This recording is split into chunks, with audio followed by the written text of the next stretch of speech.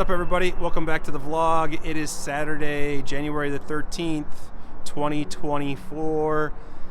It is a beautiful sunny Saturday afternoon. It's about 1:30 in the afternoon, and we are back at the Wynn/Encore.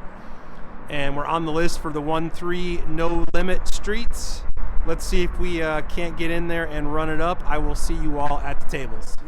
Let's get this afternoon session started. A few hands after we sit down, we pick up ace-10 offsuit in the cutoff. That's going to be good enough for a raise. We see one player in middle position limp in. I make it 12 to go. I know, I should be going a bit larger here. $15 seems probably more appropriate with the limper in the pot.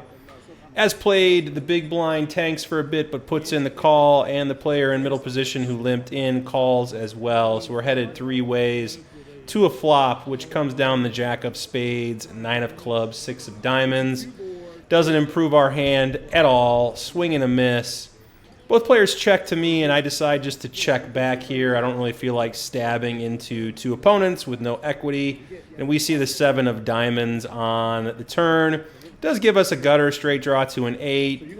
Now the big blind decides to lead out here on this turn card. He makes it 23 to go. Middle position player decides to get out of the way, and I just let this one go as well. I don't really see how we can battle here too much. I mean, we could go for a bluff, we could go for a raise, but it doesn't seem like it would be too smart of an option. So I'm out of there, and we are on to the next hand.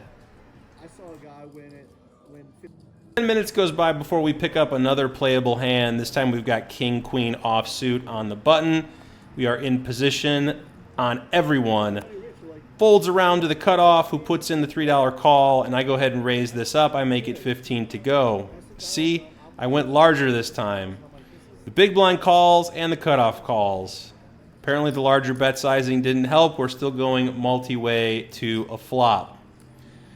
Flop comes down ace of hearts, ace of diamonds, 9 of spades. So we whiff yet again, but I think I have to take a stab at this one, right? I mean, they either have an ace or they have nothing. Maybe they might have a pocket pair that decides to get sticky, thinking that I cannot have the ace since there are 2 aces on the board.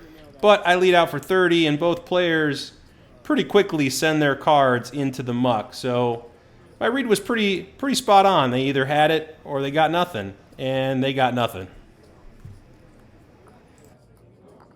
Yeah, my wife's complaining about it. She's like, what is wrong with the NFL? It's going to be -5 when the Dolphins can't. This is going. Pick up ace queen of spades in early position, and I raise it up to 15 again, trying to get this heads up. Surprisingly, it works. Only one player in middle position puts in the call, and everyone else gets out of the way. And also, surprisingly, the flop is actually pretty good for us this time. We see queen of diamonds, 7 of diamonds, 5 of spades. We flop top pair, top kicker. Pretty nice. I definitely want to bet here, and I decide to size up here. There's a lot of draws that I can get value from, and maybe some worse queen X, so I make it 30 to go. And he puts in the call for $30. So we are going to head off to a turn card here, which is the 10 of clubs. Seems like a good card to keep firing for value. He can still have worse queens in his range, and if he hit a straight or he has a set, we will probably hear about it in the form of a raise. I bet for 40. He thinks about it for a while here. And I still feel like he's chasing. When he's thinking this long, he's probably got a diamond draw, or maybe a hand like king-queen or queen-jack. And he's a little hesitant to just call, but he does put in the 40, and we are off to a river, which is the 6 of diamonds. Brings in the flush draw, and now I lead with a check with the intention of most likely check folding. I think he's probably going to have just a ton of diamond draws in his range, and he immediately checks back, and I think we have the winner. That is until he shows a straight. And when I say, I don't know why you checked, he proceeds to tell me that I should go read a poker book. Not sure what chapter that plays in, but I will do my best and try to hunt that down.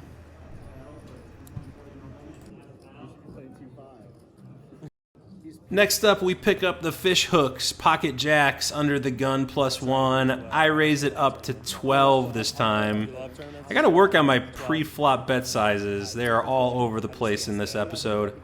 Anyway, as played, middle position 1 puts in the call and big blind puts in the call, which is going to send us 3 ways to a flop, which gives us an overpair. We see 10 of clubs, 9 of spades, 6 of hearts. Big blind leads with a check, as I would expect him to do with his entire range, and I continue firing here for $20.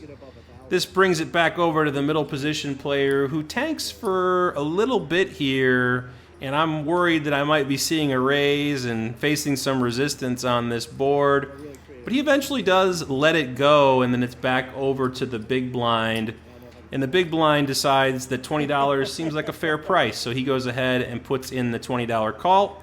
And we are going to head off to a turn, which is the 4 of spades. It does bring in a backdoor flush, but other than that, it's pretty much a brick unless he has pocket 4s or something like that. So anyway, I decide to go for value after the big blind checks again. I make it $50, and the big blind snap folds. Yeah, you should have called, man. Pick up pocket jacks again. It's hard enough to play this hand right 1 time in a session, let alone 2 times.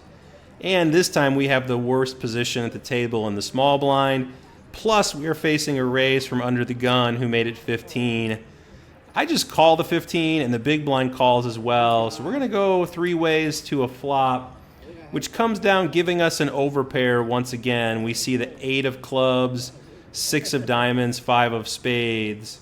I lead with a check here. The big blind checks, and the original raiser decides to check as well. So we're going to continue 3 ways to a turn, which pairs the board and brings in a backdoor flush draw. It's the 6 of spades. I feel like I need to start getting some value from this hand, so I go ahead and bet 20. Big blind calls, and the original raiser gets out of the way, and we're going to go off to a river, which is the queen of hearts. We no longer have an overpair, so I check, and the big blind checks back. We turn over our jacks, and believe it or not, we are actually good here. So maybe there was some value to be had there on the river. Not sure, but as played, we end up winning this second pot with our pocket jacks. Hold on.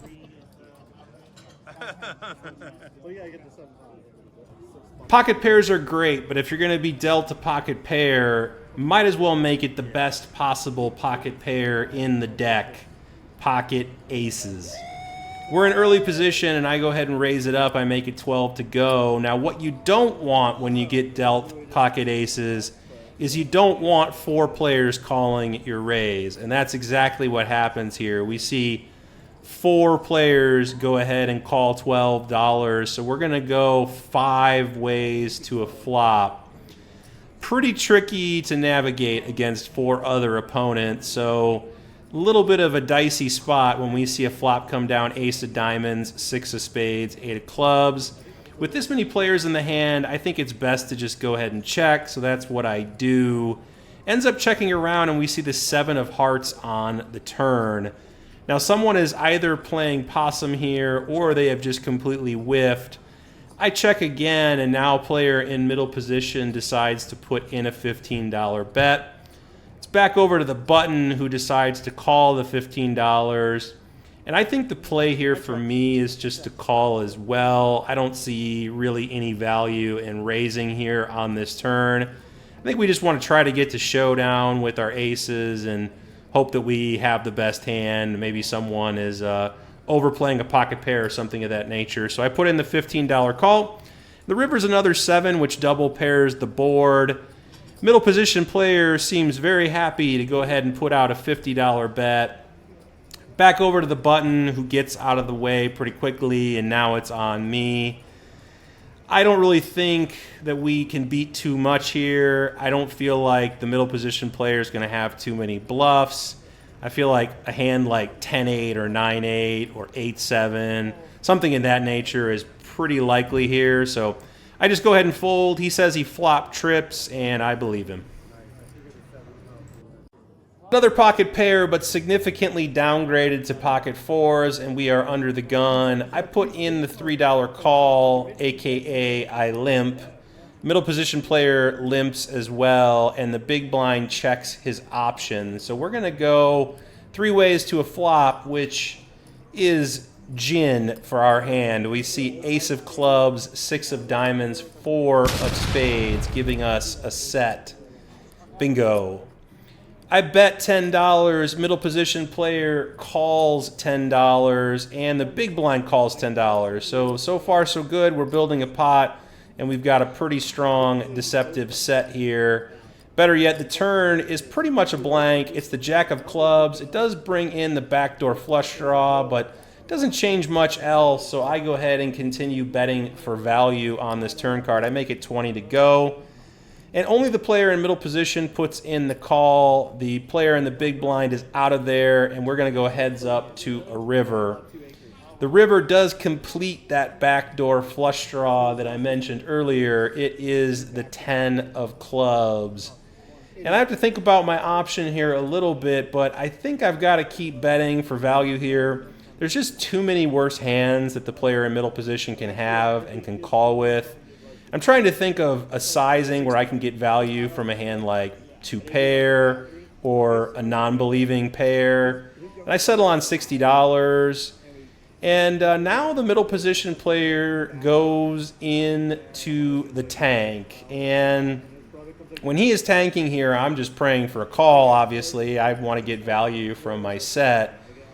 But I have no thoughts about him jamming all in, considering he's got about $350 behind.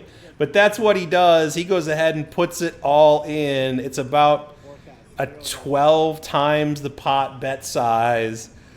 I'd only seen this player show down strong hands when he put any money in the pot, so I don't think we're ever good here. I don't think he has any bluffs, and I just go ahead and let my set go. He did tell me later he had the ace 6 of clubs for a pair, and he backdoored the flush. Last hand put me on tilt, and now I start making stupid plays and seeing monsters under the bed, like in this hand when we pick up 9-7 of clubs. We're in the hijack. Folds around to me, and I raise it up. I make it 15 to go. Big blind puts in the $15 call, and we're going to go heads up to a flop, which does give us a pair and a backdoor draw. We see ace of spades, jack of clubs, 9 of hearts. I go ahead and lead with a check here to see what the big blind wants to do, and he quickly checks back, so we're going to go to a turn card, which is the 6 of clubs. We pick up some additional equity, and I don't think the big blind is going to have too much here after checking back the flop, so I go ahead and bet 16. Big blind doesn't think too long before putting in the $16 call, and we are off to a river, which does complete that backdoor flush draw. It's the 10 of clubs.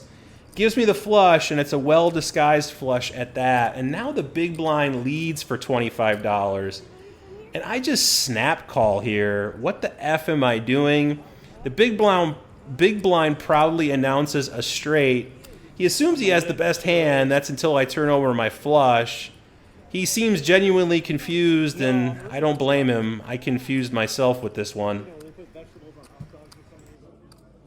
Feeling a little bit frustrated, we pick up the last interesting hand of the session, pocket 10s under the gun. I go ahead and bump it up. I make it 15 to go. Player directly to my left, under the gun +1, calls. Folds around to the low jack who calls, and the big blind calls as well. So we are going to head 4 ways to a flop, and it's an action flop. We see jack of diamonds, 10 of diamonds, 6 of spades. That is an action board if I ever saw one. So I'm expecting we're going to get some value here with our set of 10s. I think about my sizing here, and I settle on a $40 bet. I think it's a good size considering that we've got about $60 in the middle, and it's a very draw-heavy board, so I expect we're going to get called quite often. But everyone decides to go ahead and fold. So we get no value here with our flopped set. Seems like we're getting beat when we have value hands, and we're not getting value when we have value hands. So I decide to call it a day. After this hand, I go ahead and pick up my chips, and we go cash out, and we call it a day. You're not a good friend. I'm not a good So friend, since no. he's in the middle, Hold on. we're getting squished. Unsubscribe.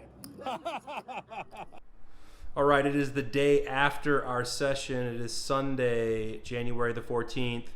We played till about 8:30 in the evening last night, and it was a pretty long session. We played for about 8 hours. It's pretty long for us. We usually do about 6, maybe 7 hours, so a little bit longer than usual. And unfortunately, the downswing continues. We were in the game for 800.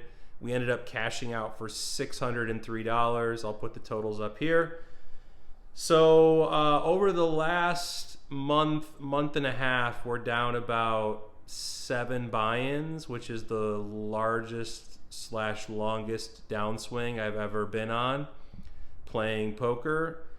And my response to the downswing is I need to hit the books. I need to study. And over the next couple of weeks, I plan on spending more time studying than I do playing.